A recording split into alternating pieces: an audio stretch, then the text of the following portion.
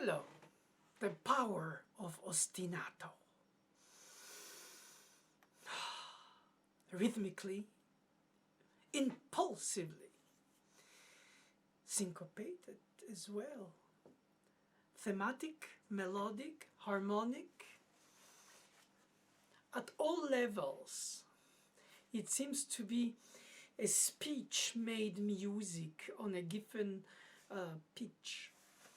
If it was the Seventh Symphony, second movement procession, like a funeral march.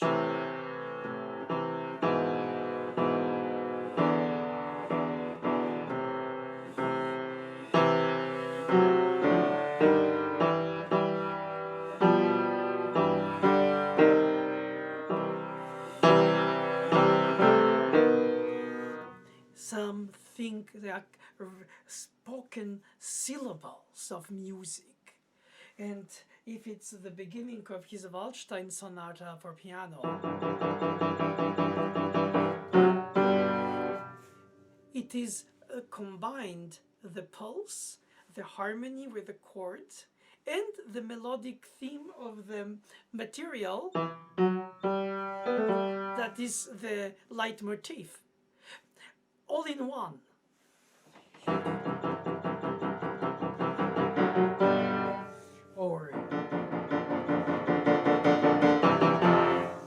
And then it has that power of soothing depth when it's used like Brahms's First Symphony, which was nicknamed Beethoven's 10th in its premiere.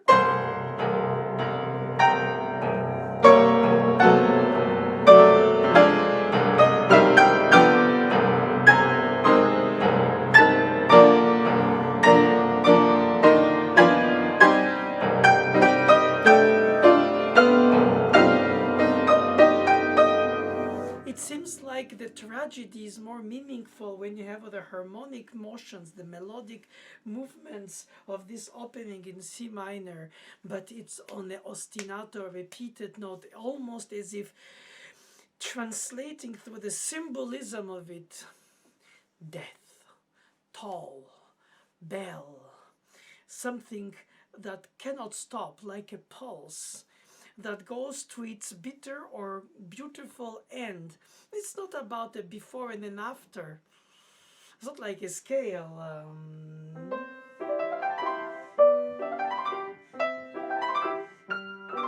Attributed to young Mozart, or in his later, well, how late Mozart was in his 30s.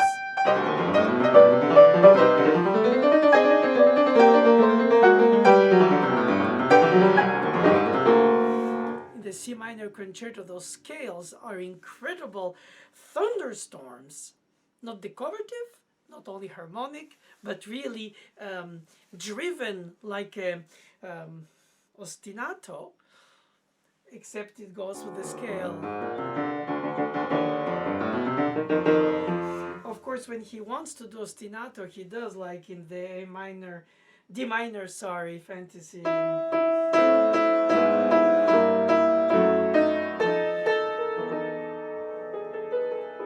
When it's melodic, or in the K310 A minor sonata.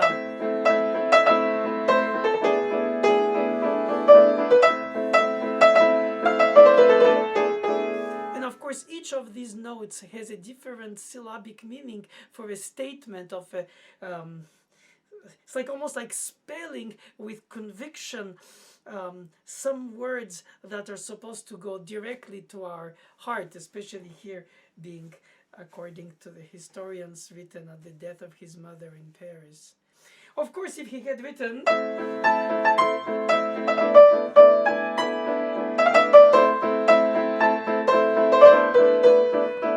for the melody, while the accompaniment is an ostinato,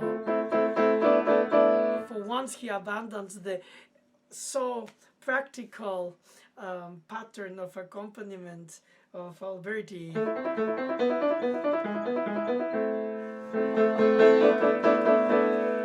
The tonic and the leading tone and the dominant. But of course the melody also has the repeated notes. So this insistence, this power, and combined with Beethoven's amazing capacity to transform a simple material into a volcanic burst of a symphonic proportion.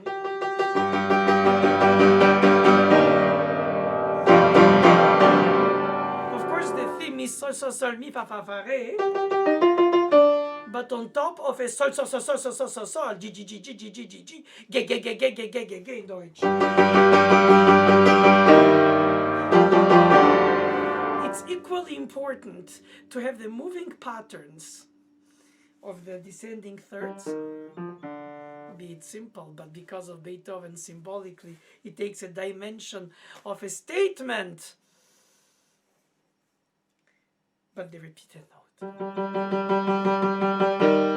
In the end of the C minor Fantasy K475, Mozart does that.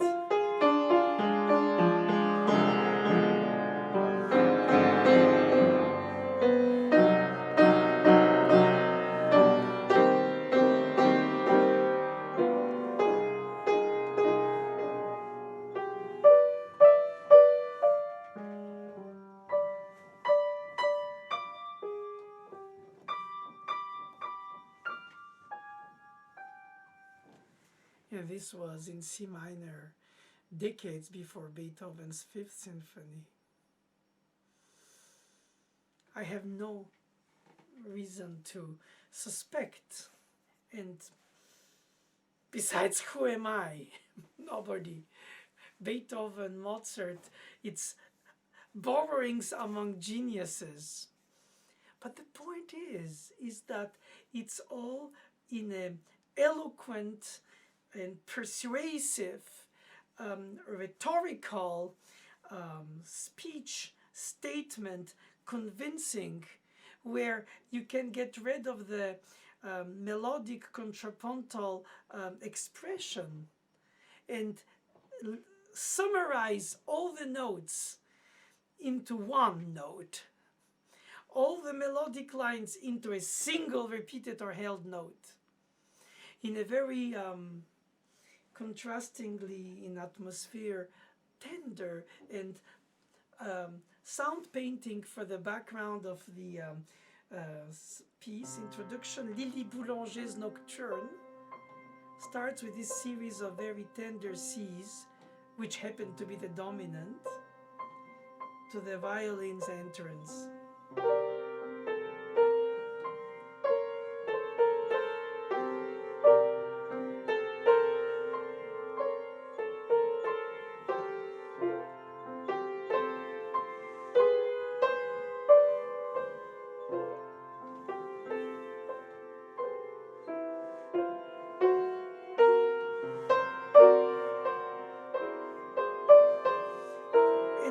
How beautifully and amazingly the harmonic here augmented fifth Debussy time period. In fact, both of them, Lily Boulanger was in fact died few months, days before Debussy in 1918. It was in the air to write this kind of harmonies, but suspended on an ostinato of C. In 1840, when Schumann wrote all his art songs in one burst, Mondnacht is his song about the moonlight. And again, like Lily Boulanger later does, the ostinato here is tender and dissonant, but very intimate.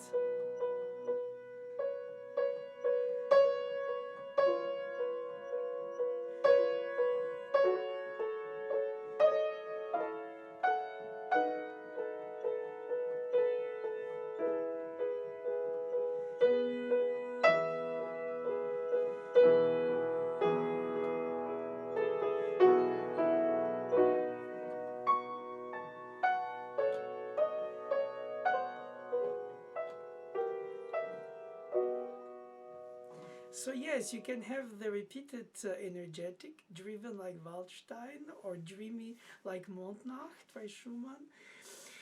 But in any case, the idea that the harmonies change and the root or suspended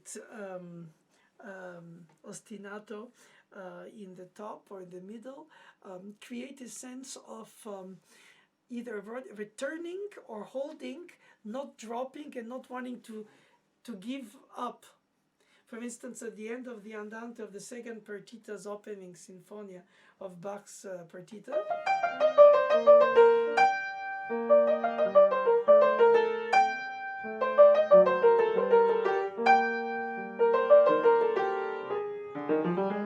you have the suspended ostinato on these G's on top. In the end of the chorus of the Cantata 105, Herr geht nicht ins Gericht, he does the D dominant pedal and then he plays on top.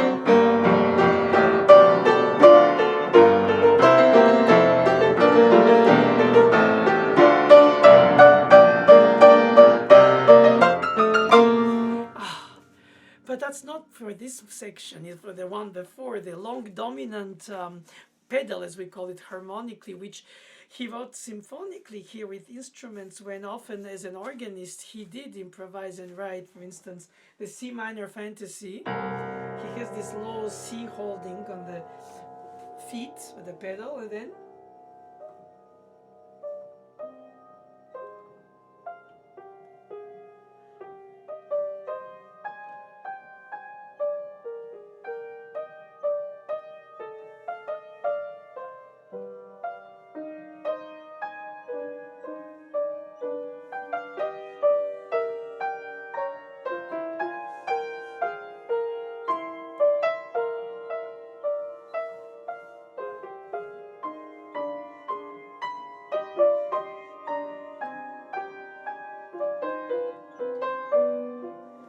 and finally the bass moves.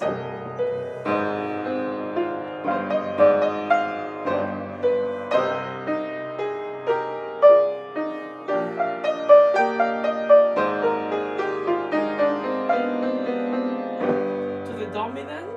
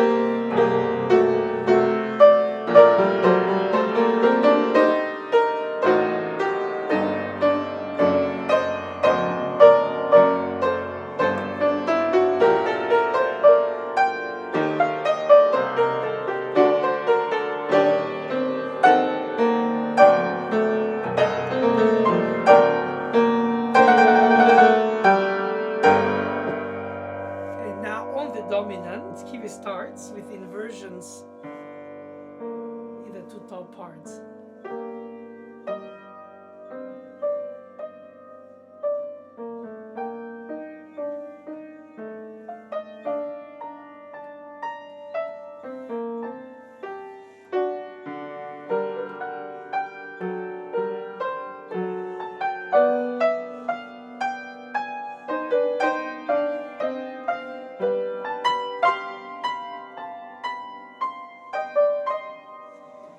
It's not ostinato.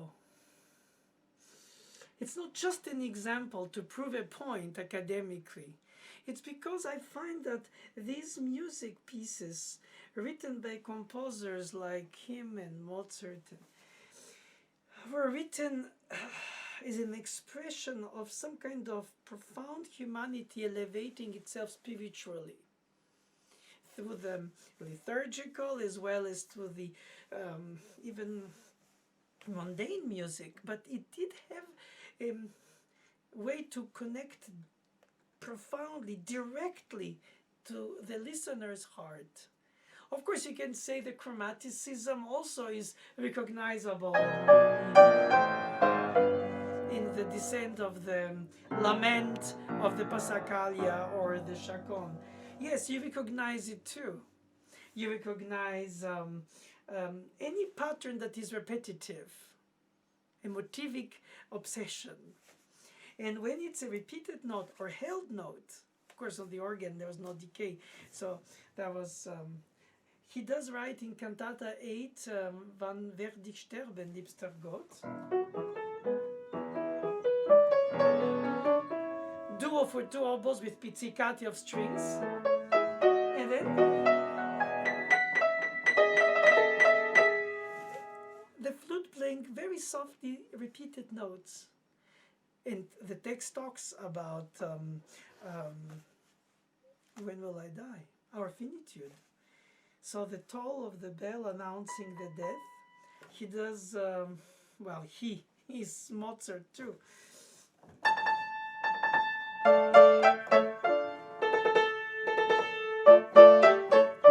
His most incredible among many most incredible, all of them being incredible, string quartets, K421.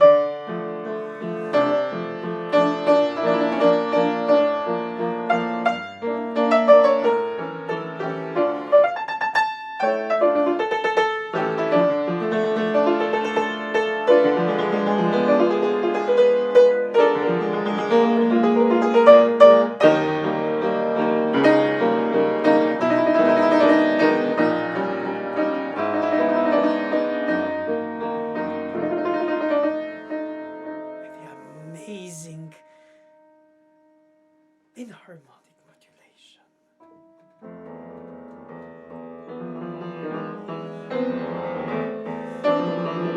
So on top of the dissonances of the suspensions, you have an ostinato in trills. The soul shakes.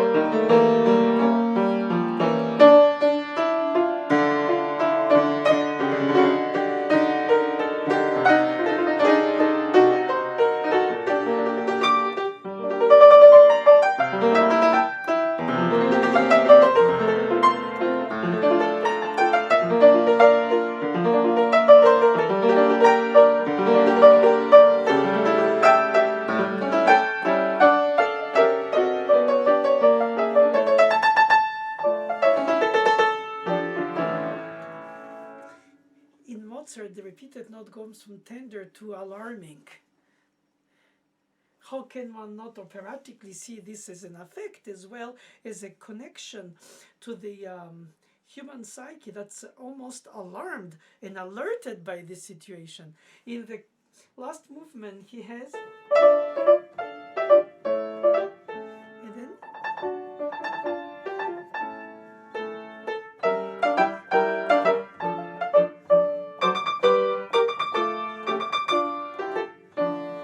his double viola quintet in G minor.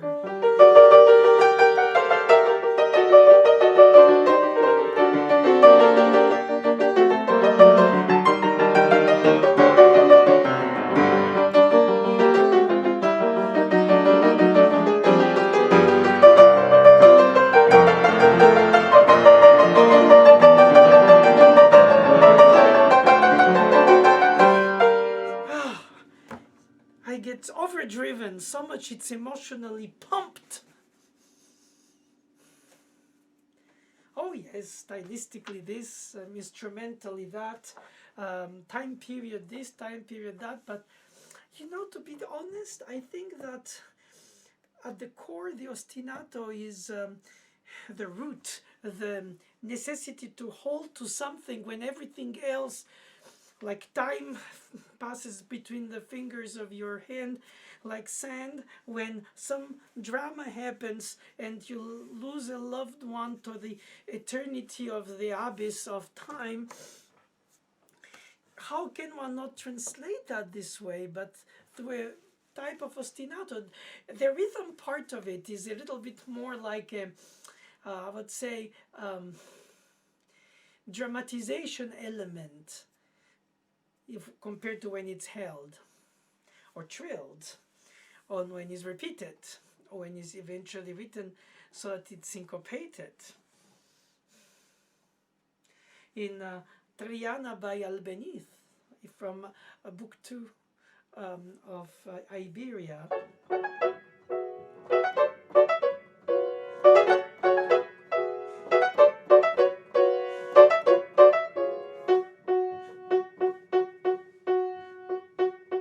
Here it's pure dance, syncopated, but he could have done any kind of harmonization, and that was lame. Thankfully he didn't do that. But I like to teach with what if, just to appreciate even more what not, and how well they didn't follow that idea. Imagine. Same idea. But I find that when it becomes a statement, like in the 7th Symphony,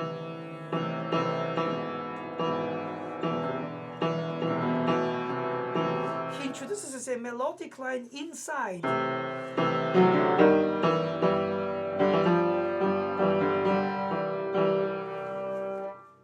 But what matters are those steps, those long, short, those downbeatish thematic material that gives a sense of gravitas, of some kind of procession.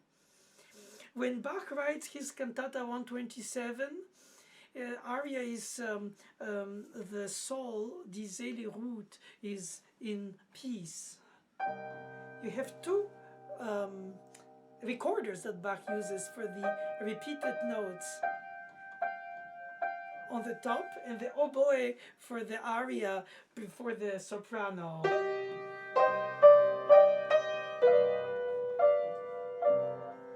And the left hand, in my case, is the celli and double bass pizzicati, are the ostinato on C.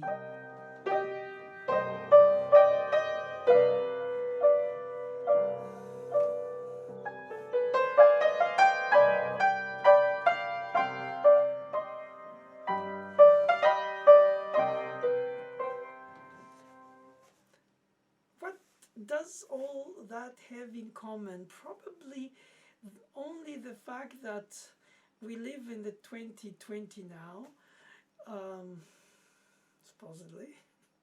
All the calendars don't match.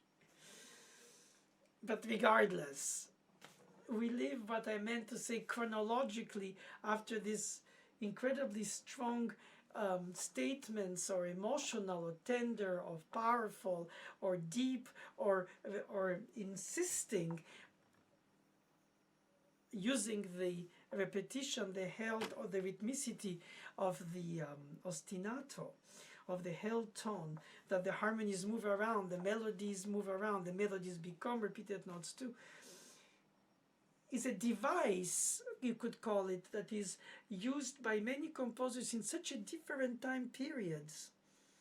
That, of course, the tonal system is adaptable to so many different styles for centuries in Western Europe that you don't think before the rejection of it through atonality that this would have happened outside of that. But it did. And so, for instance, when Chopin writes the end of his Barcarolle,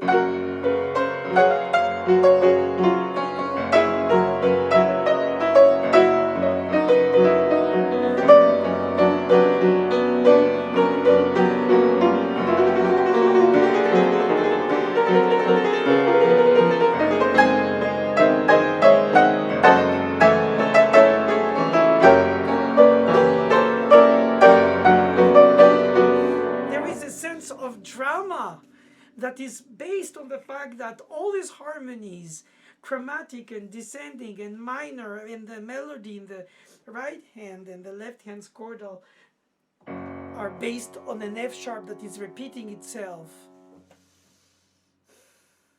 holding down as a bass, which it is.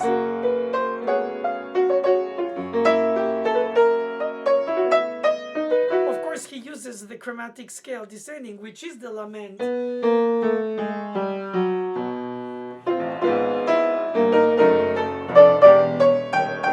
We have that with Purcell, with Dido's death, and we have that with so many composers who use the chromatic drop of the tetrachord, or even in Book 2A minor.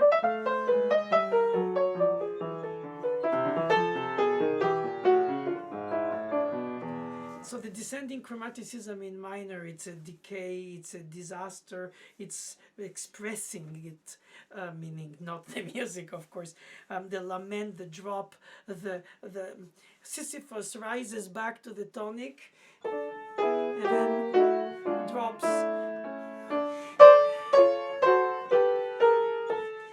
And you have something majestic like the Quitolis of the Mass K427 by Mozart.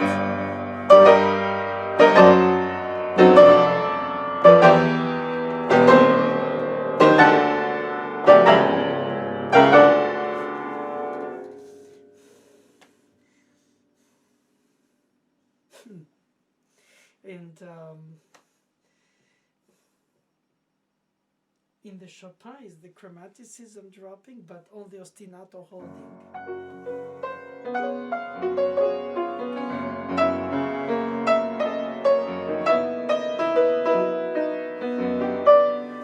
You know, I was a student as a child for Mademoiselle Boulanger's last 10 years of life, which were mine technically of childhood into music from 7 to 17 and hers 84 to 94.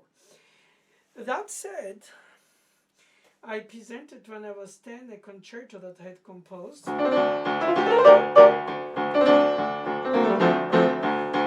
You see what I mean? Ostinato. With my born in Bulgaria imaginary subconscious, call it, I don't know what. But somehow an expression of some kind of Slavic ostinato. And Mademoiselle Boulanger told me that I should be careful. She was very cautious and respectful, well, directive, but not smearing, saying, in the next piece, I would like you to try to move your bass line and not to stay on the same note. And she gave me as an example music by Gabriel Fauré, who was her master. And when you hear, for instance, the moving parts in quartet setting of his last piano nocturne, number 13.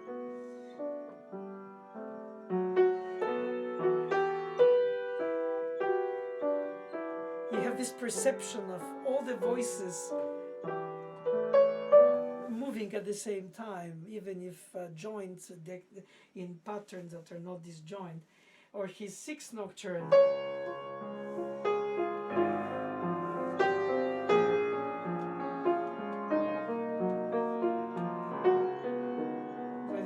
And the bass.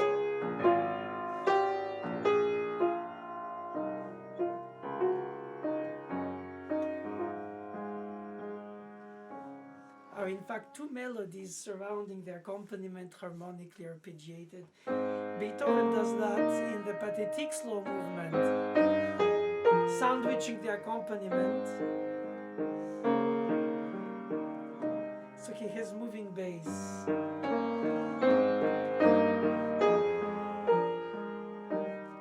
Of course, the early examples of Waldstein shows that he did a lot of ostinatos, but in this case, not. So, Mademoiselle Boulanger died, and I didn't know much of her own music as a composer, since she was devoted to promote, if not the word is perhaps not right, but to make known the music of her sister Lily, who died very young at 24 in 1918. So her own music was published but not performed. At least she didn't want me to be aware of it. Until after her death, one of her assistants, Mademoiselle Armagnac, passed me the score of a piece which she called in 1918, when she composed it, To the New Life, obviously after World War I and her sister's death. So the title is the title, but the music is striking. When I set eyes on it 10 years after my concerto, where she told me to, understandingly Slavic for the ostinato, I should learn also, instead, how to move the bass like Fauré. So I discover her music.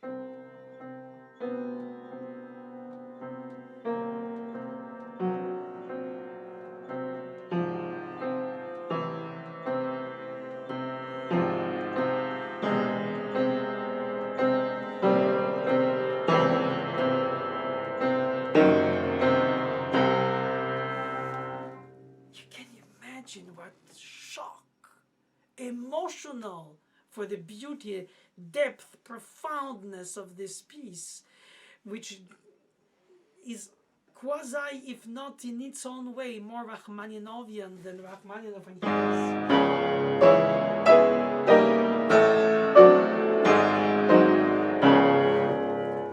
the ostinato plus the chromaticism. And I was thinking that's what it was that she was telling me, because she was aware of the fact that some Slavic DNA portion in us, when we express ourselves, goes to the ostinato in a repetitive way, and in this case, syncopated. Her mother was Russian, while her father was not, and her teacher Fauré was certainly not. Did she contradictorily had to excommunicate one of the ways from the other? No, she accepted both. She just didn't want to encourage one when she heard me do my concerto. She could have said it's bad, it's wrong. Forget your country of birth, musically speaking. Adopt friends, Fauré, my master. And when I saw that score after her death, I had the impression that I could hear her think 10 years earlier when I was playing for her my concerto as a child, and realizing that she knows from where I come and how, musically speaking, and how I deal with those things, and how she directed me not to amputate that element of my inner musical world, but to also add the aspect of the horizontal moving layered lines of the Gregorian and onwards of the Western tradition of music. And the two are not incompatible. Factually, in her To the New Life, she manages very well. But she stays true to her ostinato. When she writes in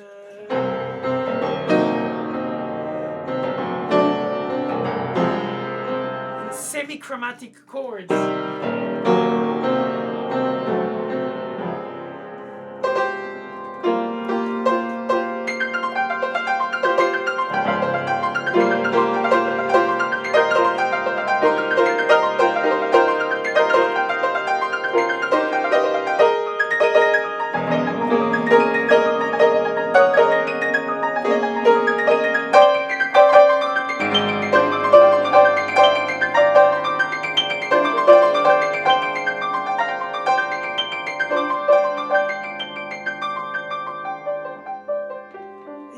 Her redemption of this middle section into the return, not in the dark minor, because into the new world. She has an ostinato this time, or the dominant in major, is tenderness and almost soothing and consoling.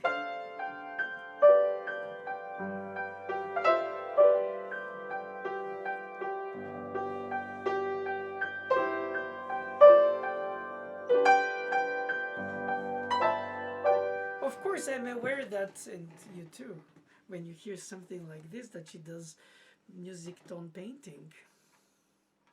minor, chromatic, ostinato, syncopation, then major, triplets, soothing in cradled triplets, but still ostinato, but on the top instead of on the bottom in the opening. And I find that regardless of the opinions and the schools and the attitudes, of course, what do you do when you're a teacher? You try to encourage the student to dig, search deeper, further, to bring out the most beautifully sculpted music, not just the raw material as it comes to mind, which sometimes is very important because that's what intuition is. And I think that improvised or notated, edited or with repetitivities as it comes with the improvisation sometimes carries that aspect of it.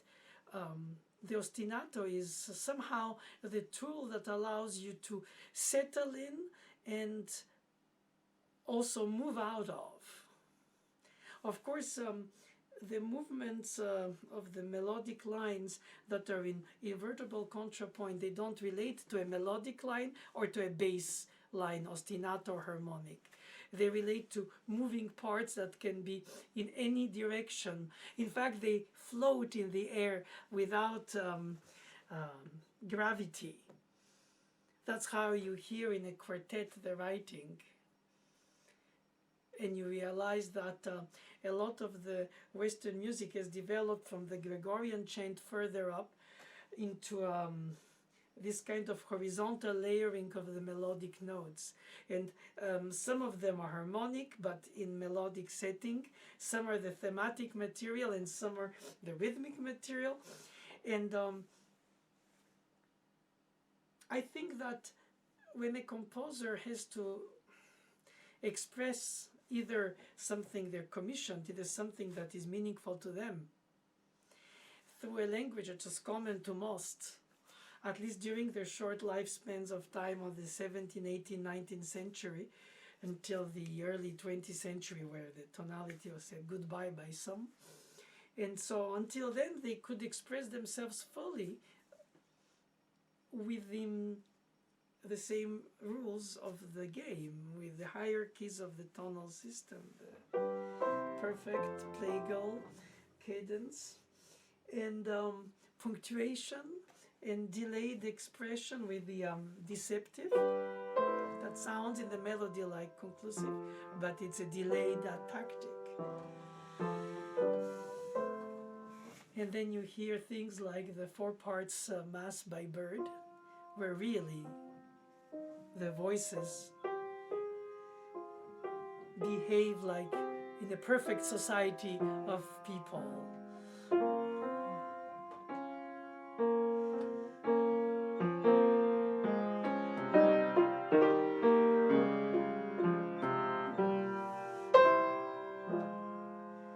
That's the quintessence of probably Western European music. And to which symphonically or oratorio-like for church or for orchestra, for performances, where the music became pure music compared to church music for a purpose, or an opera for entertainment, storytelling with all the effects and the set and the dance.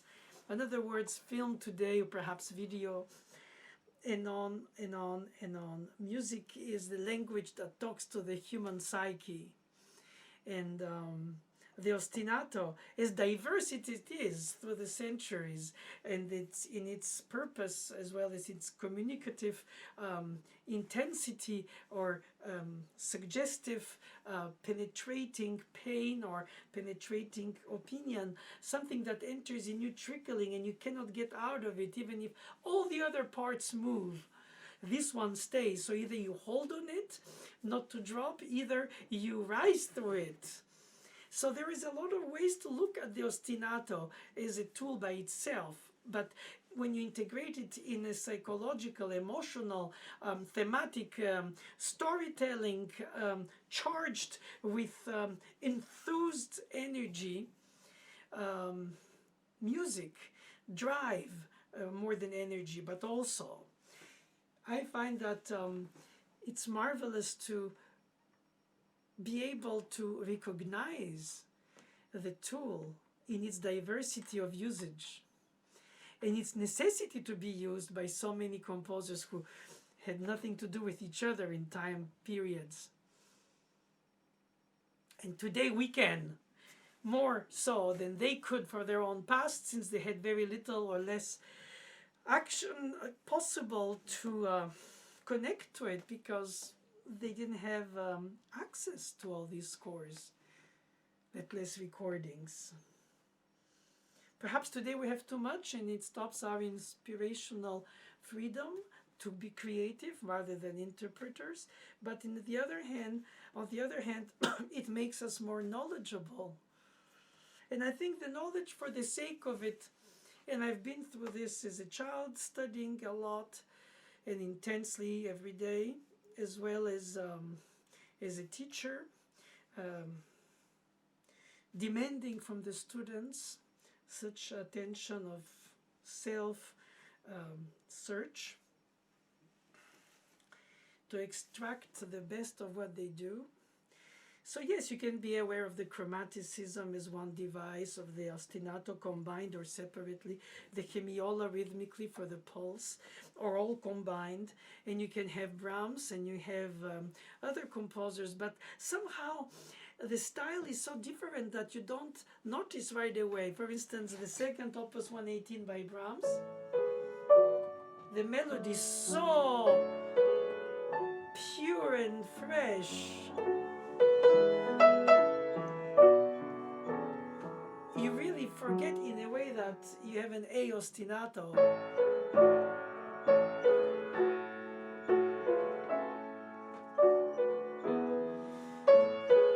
It's not an ostinato that is invasive, pervasive, and entering in you like the Symphony No. 1 by Brahms.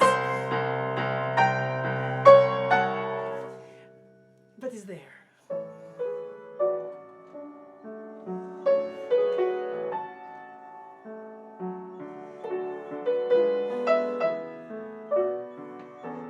Of the Chopin Barcarolle.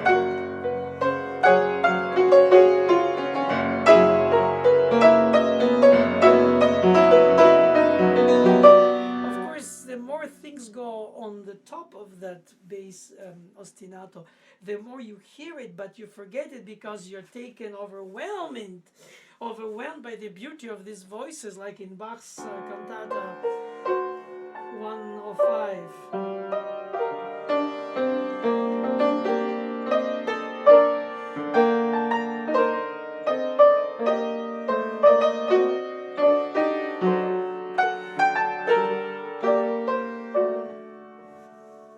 Also has a very soothing Actus Tragicus opus 106, well, BWV 106 cantata.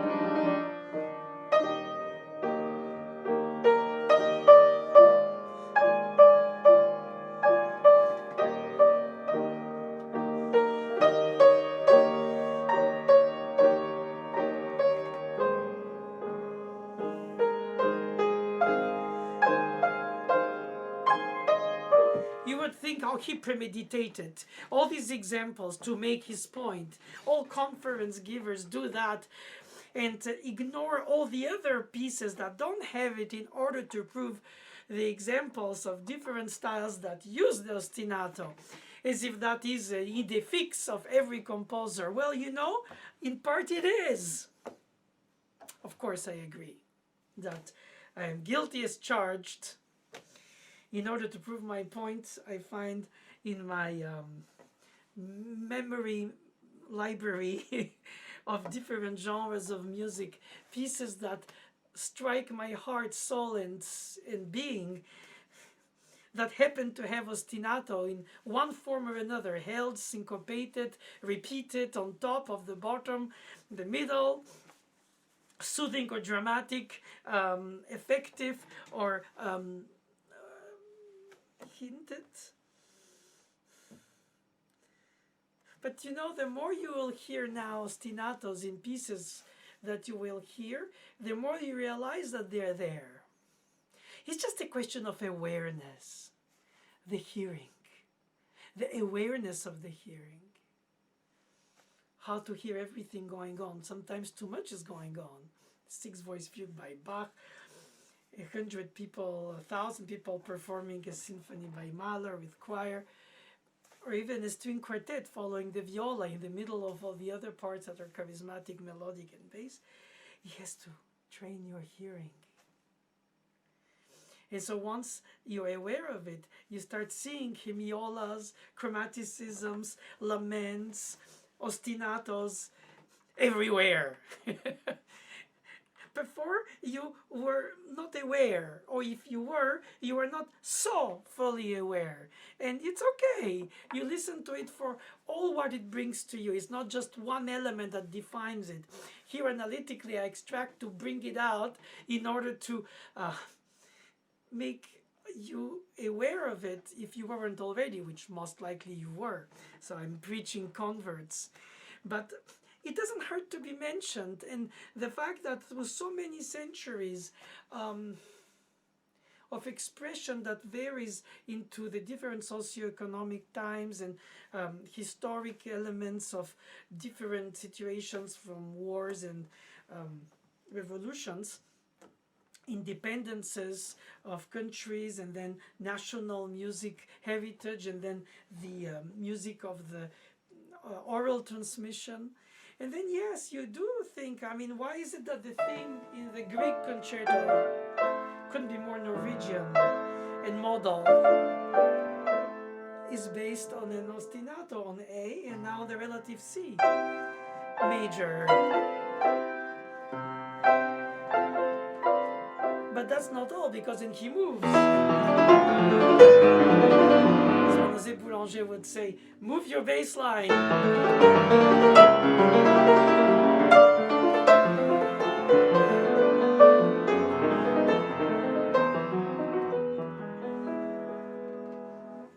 And all these examples I didn't premeditate before I pushed the button to talk to you on the camera. They live in me, of course, they live in you, they live in all of us who love pieces of music that we hear, conduct, play, analyze, just listen, enjoy, misunderstand, or rediscover, or finally get revealed. It's a long journey, and it's a beautiful journey. The companionship with music pieces, which like gifts keep on giving and making you discover things that aspects through which you rediscover them in different light. Probably, ultimately, there must be some kind of synthesized interpretation that brings all in one. All the elements for their symbolism, for their tone painting, for their psychological expression that touches us like some kind of, like I like to think, soundtrack of our life, music. For moments of sorrow, excitement, tenderness, soothing, or driven, or excited, or crazy, or it seems to be the international, as they call it, language. I think is mostly this soulful language of our yearnings as humans to something, love better, care better, mean better, teach better, explain better, or just live as a better human for others, through others, because we receive, we exchange. I was getting sidetracked in my philosophical thoughts, but that's not at all what I wanted to get to, because unfortunately I am really not at the level of that nothing but vocabulary to express the thoughts of it. so many philosophers have described life's passions, hopes, dreams, imaginations in incredibly eloquent statements that can be extracted from their thoughts and that become guidelines for us or for others who preceded us. There's a sense of constant search about the finitude, and if not, try to find the meaning down underground in the underline. There is something about some kind of direction. I'm going towards something. Is Scriabin about vers la flamme, towards the light, the candle. It's something incredibly vulnerable, but incredibly intense. I mean, the wind can blow it off, but it carries in itself fire and light. And at the same time, it's so beautifully strong and vulnerable at the same time. And I think in a way that's what we are, humans. A chain of generations searching, more or less searching, probably not. But regardless, how we see it on the long run of the of the ballroom of the centuries, and how we understand or not the cosmos, we understand or not the life, we understand or not our own psyche, body, and separately or together, the guilt, the hope, the drive, the opinions of others, the powerful who make us think or make us not think our way. In a way, music is an escapism in many aspects. It is an escapism. But I think it's a healthy escapism compared to, let's say, substances or ways to search for another stage of our soulful sensitivity to all that.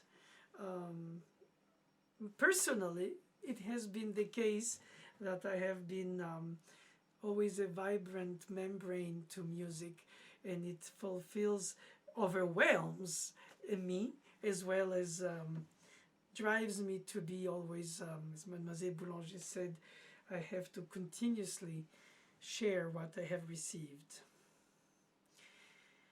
And so I do, at my very small level, but with conviction and passion and gratitude for those who listen and who think and who reject even my opinions. After all, that's what thoughts are for. I state them. I lay them out between what I learned and what I experienced by now in my third part of the life. Did the experience teach me all? No. Did it sort of taint my initial drive and idealism in music? Neither. I think it's somehow in parallel. I think you want to learn what you love rather than the other way around. And the more you're curious, the more you moved by what moved you in the first place, but cannot force that to happen. Perhaps there are social situations where sociologically you're a place to discover a repertoire that you wouldn't have discovered unless some teacher revealed it to you, or a country or a place, a time period. You know, if we were in the French Baroque or we are in Vienna in 1900, obviously people yearned differently through music to express and share their own livelihoods of musical beings. There's no way we can compare and need to compare, I don't know, Frescobaldi with Mahler. I mean, except the tonal system, and that even is a bit reductive. Chances are they both did, and they did, ostinatos, but that wasn't the point of why I just chose to compare them in my free speech here.